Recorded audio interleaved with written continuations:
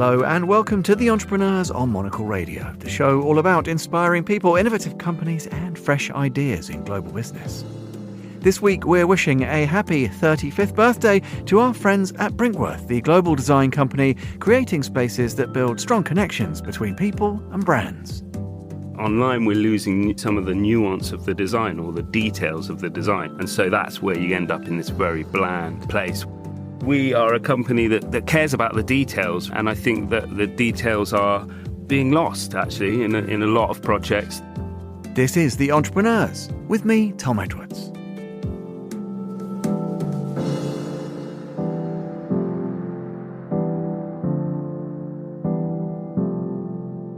You're listening to The Entrepreneurs. Now, it's always a delight to make new friends by meeting them here in the studios at Monocle Radio. It's also a treat, though, when you get the chance to welcome friends back to Studio One. Adam Brinkworth, founder of the eponymous design agency, and his colleague, strategy lead Nick Roberts, are two such. Last guests on the show back in 2023, we thought it was a timely moment to catch up as the business is 35 years old this summer. With its people-first approach, its fascination with the creative power of shared human experiences, and its deep convictions that details matter now more than ever, Brinkworth is a business that we think deserves a little bit of a birthday party. So it's a pleasure to welcome Adam and Nick back to the studio. Gents, hello. It's great to have you with us again. And Adam, I'll throw this first question to you. Tell me, how does it feel to be 35 years young? Completely overwhelming.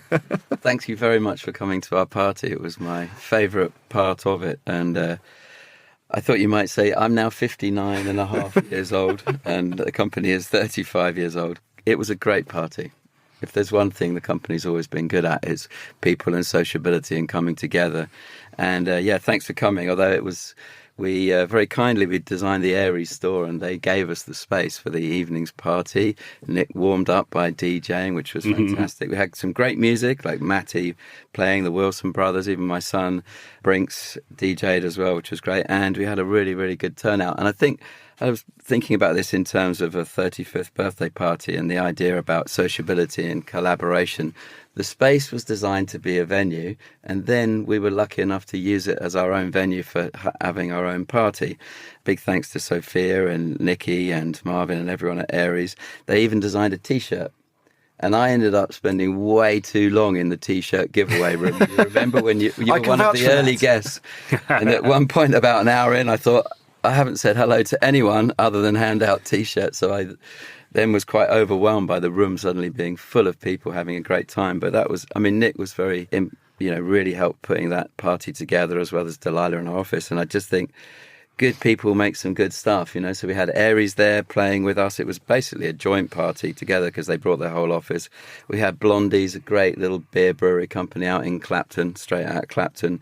And again, I can attest to the merits. They made really brilliant rainbow-coloured custom beers. And then we had some friends at Cockfighter. We've just been designing some stuff for them, just by chance, at the end of the road, there's a chicken joint and we're designing some new work for them, Troy and Tristan at Cockfighter. So they did the food. And I don't know if you just put everybody in the room and then you put great beers, great food, some great music. It was really lovely to actually use the space for ourselves.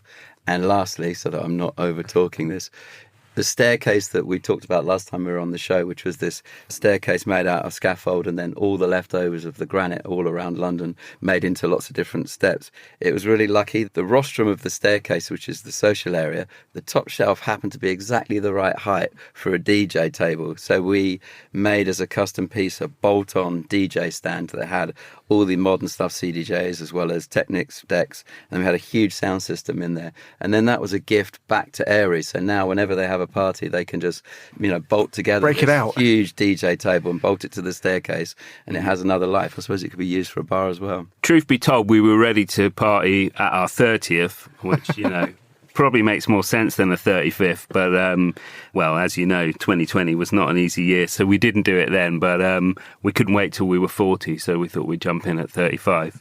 But yeah, I think to Adam's point, we like a good party and we like to be together in the physical space, which is what we're all about, really. Here, I think there's a few things that I want to pick up. And if there's a sort of red thread that I guess runs through what you're talking about, whether that's the absence of human connection in 2020 or for that period, to the power of coming together. These are things that run through clearly the approach of the business since the beginning, but also of the projects. And I guess, Adam, let me ask you a little bit about that from a kind of business, and from an entrepreneurial standpoint. I guess it's easy to talk a good game about making sure that the projects are imbued with those values, that you only hire people who buy into that.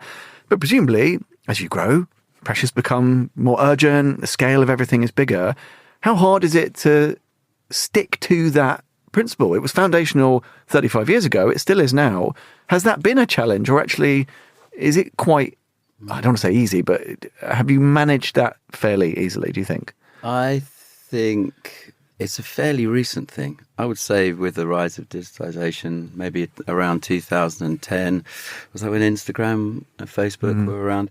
I think then there's a social change which led to the different ways that people are shopping and interacting with brands.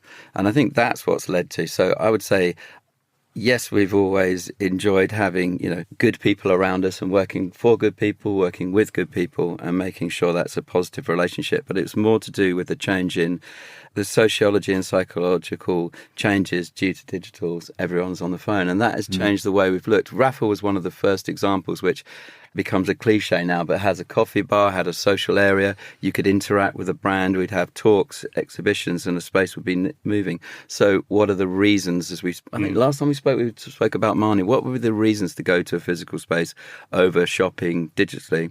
And the big difference is, of course, that is where you really get to meet the brand and get to meet the people and bring them together and build a brand community. And so I would say that's been progressively changing over 10 years, not as a big plan to do that, but more to just react to what's actually happening out there. And done well, the two things really, really complement each other. That's really interesting. And Nick, then with your strategist hat on, you've got to sort of formalize that approach and those values into advisory, into the work that you then do. Having that interest in that area, does that make it easier to resist what I know you guys refer to as like the sort of blandification, both digitalization, it's being accelerated by AI. Is it almost easier to do it because you've got this sort of almost more principled stance, do you think? Well, I think so. I mean, I think, we are a company that cares about the details, right? And I think that the details are being lost, actually, in a lot of projects that we see.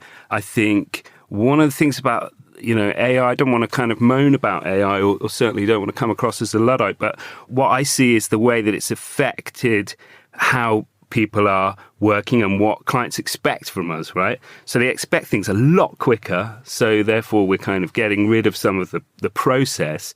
And because of online meeting technology, etc., we can all be having meetings. Somebody's driving a car, somebody's doing their emails, and actually the kind of attention to what we're doing and being present on the actual project is maybe not as much as it should be. And so we find ourselves doing much better work when people come to our space, they come to meet us, we sit around the table and we work through things together. And actually just the act of being in our space is kind of living by the rules that we want to kind of deliver for our clients. It's like, come, be in the space and let's work on this project for you, which is all about making a physical space for people to come together. That's actually really interesting, Nick, to turn it round to actually about the process, because the process is a thing with, and the relationship between a client, and the client at the end of the day has the main choice of how you work together. We're often having yes, we're not ruining the planet by jumping on aeroplanes every single time, but I think it's quite interesting that when we had a 25th birthday party, 1,000 people came, and they came from all over the globe. This time, I don't know, there was maybe 300 or 400 people. It was smaller and not so well travelled. But I think we joked yesterday, and this might shut up business, there might not be a 36th one, but for us it works really well if everyone's in the room or if everyone's online. And it's great not to be flying all over the planet and wasting all that fuel and upping the carbon count. But when we've got a mixture of people on the screen and people around the table, it's really hard to balance that communication. I noticed this week we were talking to a new client. The other people are zooming in on one side. And when I'm talking, they're looking at my ear, not at myself, And so the engagement and the building relationships is what it's really about, and having the right people together. And I think building the right collaboration, the relationships takes, imagine now if someone else was joining in on satellite over in this top corner. It's very, very hard. Well, it's a good point. We do it on radio. We can connect over. And obviously, if we're covering a news event, you need to be on the ground. But actually, for it's called face-to-face. I want to be able to look... I don't know whether you guys want to look my ugly mug direct in the eye, but it's a different conversation, right? And you can read body language and you can pick up nuance. It's really important. I think nuance is the right word, right? And if we kind of parallel nuance with detail in design, right? So online we're losing nuance, and therefore, like, if we're kind of shortcutting the process, we might be losing some of the nuance of the design or the details of the design. And so that's where you end up in this very bland place where, you know, it's just very kind of referential and not really considered in the way that we'd like it. Yeah, it's the incidental moments that happen. You know, I think I can say we're working for Vans. I won't say what it is because it's new stuff, but the things that happen incidentally when you're having a coffee, or the body language you read when you show someone the design, they're like, hell no, but they might be polite on Zoom and you can't catch it. It's really, really important that. And it's the same with us in the office. You know, there are times where it's brilliant to work remotely when you're doing a drawing pack or something. It just needs to be sit down, quiet and methodical. But when you're working creatively on concepts with a client or with people in your own team, it's the fun that happens between, it's the mistakes. It's if I'm drawing something, Nick's drawing something, I'll look at your drawing and think, oh yeah, that's given me something else. If you're on Zoom, you can't see it. It's not the same as on the screen. I always use the word serendipity, just good fortune, because so often, certainly in our office, and these are the values, you know, Monocle's the same, and that going early into these shared experiential spaces, a shop, a cafe, and looking at how that can broadcast what the brand means, the sort of meaning behind things. But you'd lose so much good luck if you weren't in the same office. People say, oh, Adam, did I hear you mention so-and-so? Oh, I know, da-da-da. You know, you just lose that opportunity to cut to the chase. And it's also the accidents, real human interaction that, you know, and bringing people together. I know lots of people have ended up talking with each other about other things based on meeting each other at our party, for example, and that is always the case. But I think circling back to your piece, Nick, it's quite interesting. We had the Royal College of Art come in yesterday. I'll say one thing, it almost made me cry, but I once went to the RCA in the Jurassic period and then left college in the Boracic period. I think it was a long, long time ago. I just came back to the office after lunch. I didn't know they were coming. There were a huge amount of people outside the pub on the corner. I thought, my goodness, Monday, that's busy pub time, you know, at the Sun.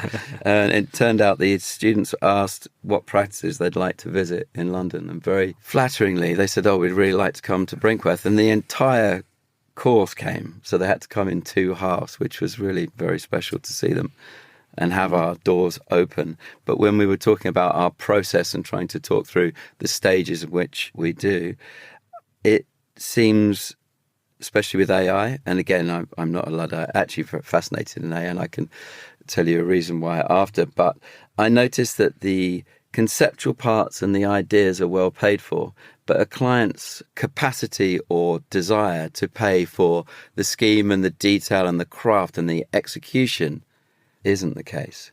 And I would say of our business and a real challenge over the years, we'd love to do a good idea that's appropriate to a brand. We'd like it to be really well crafted so you actually really feel the space and that things have been cared for. Like collaboration between people is the same as collaborating on materials. They all have to fit succinctly and complement each other. And that does take an awful long time, actually, the last part, or can do.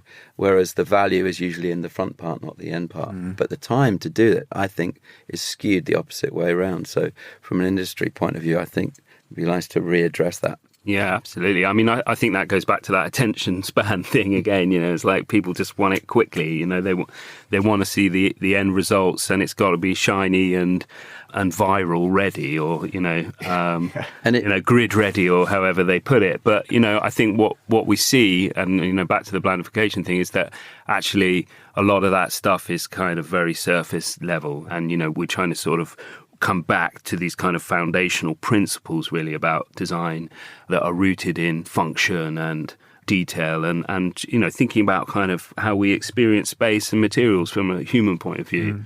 Do you think time one of the hardest things to, I guess you have to re-explain strategically to a client or to a prospect why it takes that long? Do you agree with that? Is that often a pinch point? It's like, well, but if it's a good idea, Absolutely. why can't you just Absolutely. deliver it to us? Yeah. We have to talk them through the process and say, trust us, we've been going for 35 years. This is what it takes to deliver this level of quality. And some things can't be shortcutted, because, and I think that's that, we're living half our lives in the digital world and half in the physical world, and we're not quite connecting those two things, and I think it's, a message really to brands, actually. One of the things we talk about is that the physical space can be the purest form of the brand, right? Because if you've built a relationship with your audience online and everything's backlit and glossy and just absolutely the life that you really want to live, and then you go to the physical space and it doesn't match that, so almost the physical space has got to be better than that online experience.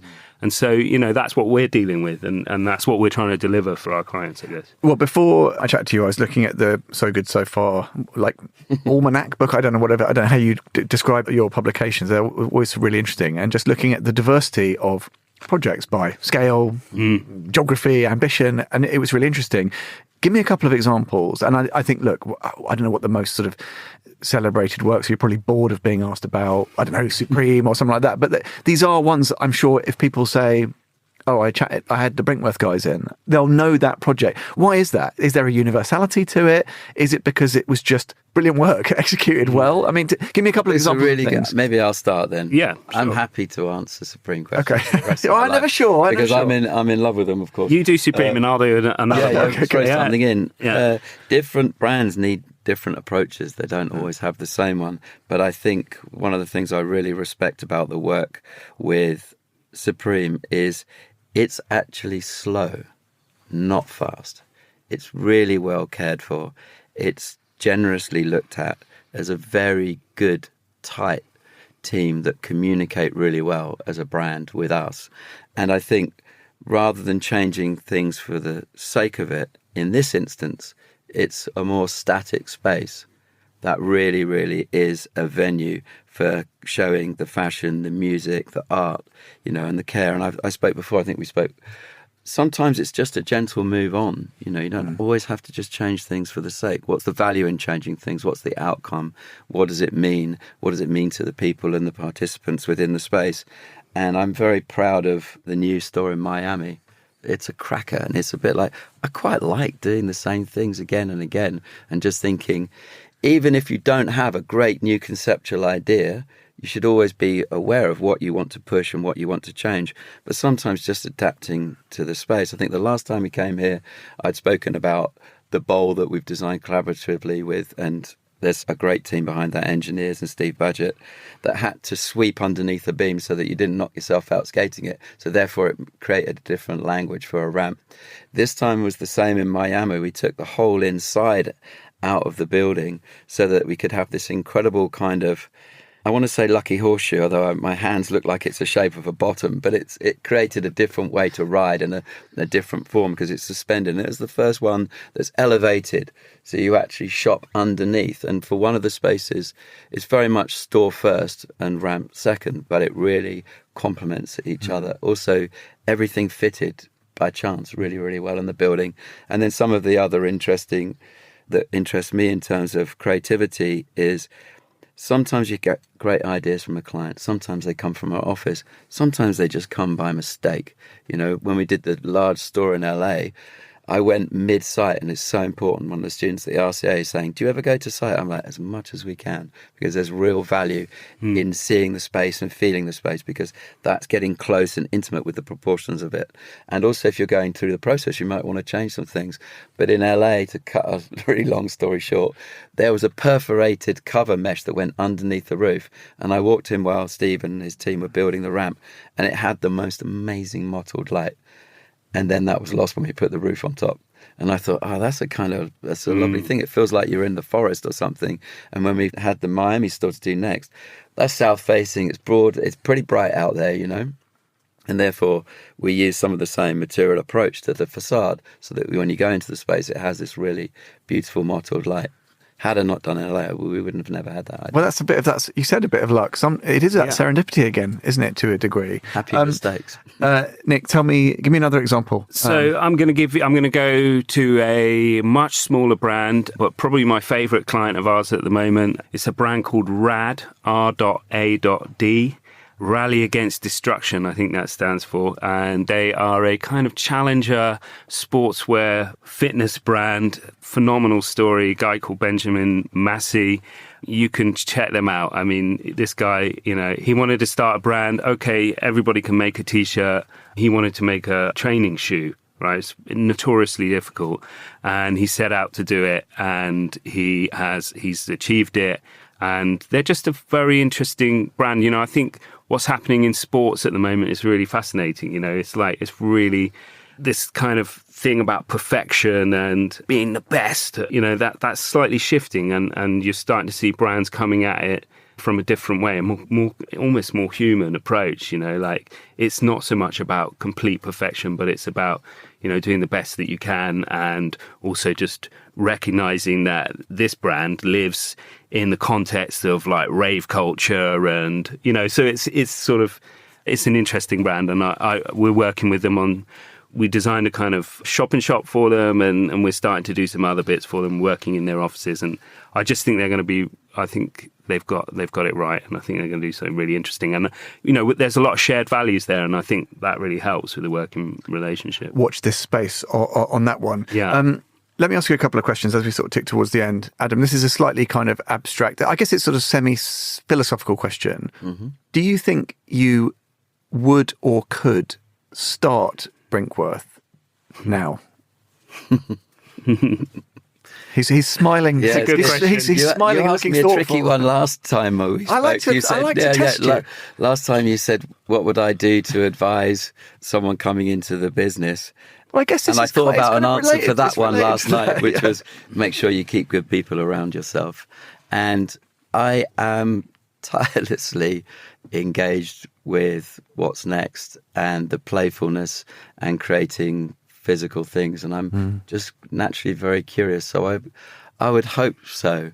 I hope that I'm better to work with now, years on, than I used to be, less of a tyrant and less controlling. And I've realized working with people, not everybody can do everything. You need to take a long-term view and actually have a great collaborators within the office, So yes, I hope so. I love it. Look, that's hope. That's literally hopeful. I've been asked for years and years, when you're retiring, and I just read that book, Ekikai or something. Have you read that book? And it basically is a philosophical way of living in Japan. And it basically, the opening line was, "Don't retire, otherwise you'll die. If you don't have a purpose and you don't keep moving, what on earth would you do?" Please don't. There's too much good work to do. Nick, let me ask you a sort of a corollary question then. And this is a little bit of like more hands-on, like business function. Do you find these great clients? You mentioned Supreme, one of long-standing, or Rad, a bit newer. Do they find you? Or is it a little bit of this funny serendipity, and that's where the great relationships start? Just typically, how does it work? Historically, a lot of people have come to us, let's be fair and be honest about that. But we also have people on our list that we want to work with, and we go after them. We're doing more of that than we used to be honest, just because of the climate. And, it's about trying to find people that we know that we can have a good time with and we know will value what we bring. I'd say it is a lot harder.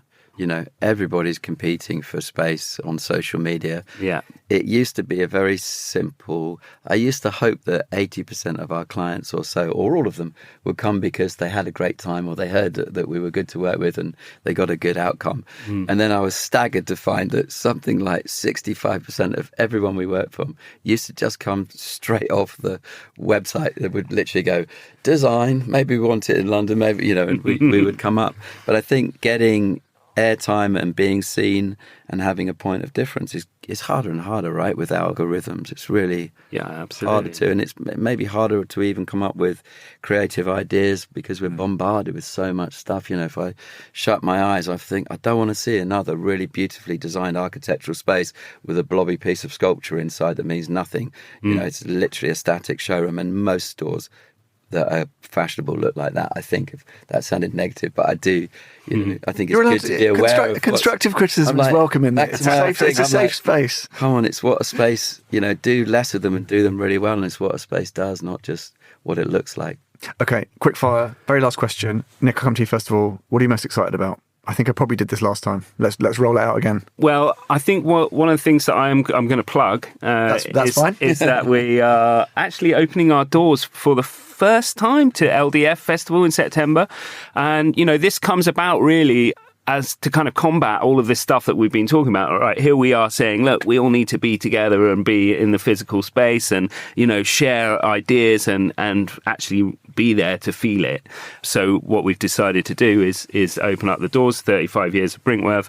We're going to kind of have a bit of a meander through some of the objects, some of the projects, some of the paraphernalia of the fun that we've had in the last 35 years. So yeah, come. Join them. You might get a colourful beer and or a T-shirt. Who knows? Yeah, exactly. You'll definitely get some music, because I think there are very few people that don't DJ in our office, and we've got a great set of Technics decks and master sound system. So ready if you're asking me that question, yeah, go on, Adam. What would be your pick? You know what I'm most excited about? I had very little to do with it, and I returned from Denmark on holiday yesterday morning, and we've been doing a local project with a guy called Michael who runs the Bethnal Green Nature Reserve. There's a little bit of wasteland near our office, and we set an internal project to design some bird boxes for them and to make them and to prototype and help them.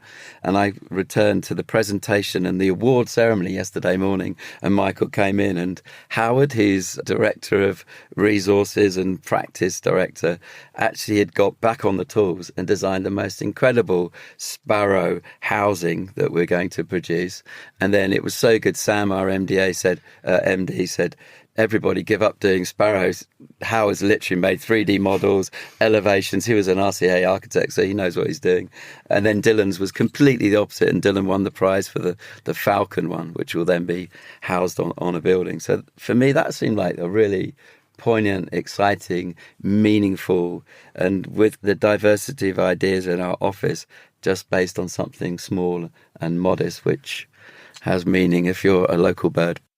That was Adam Brinkworth and Nick Roberts of Brinkworth. And as they mentioned, if you'd like to go behind the scenes and interrogate how they do things, Brinkworth are opening up the doors of their studio and their archive for London Design Festival here in the capital next month. Do be sure to pay them a visit. And if you want to find out more, in the meantime, head over to brinkworth.com.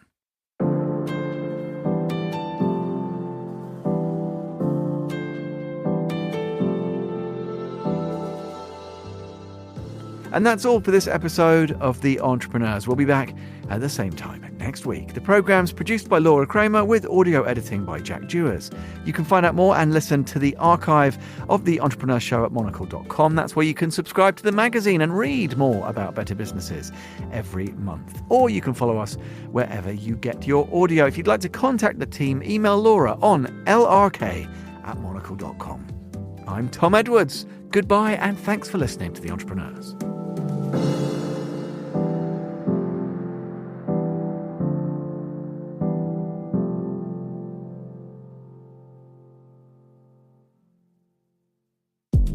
Are you building something better?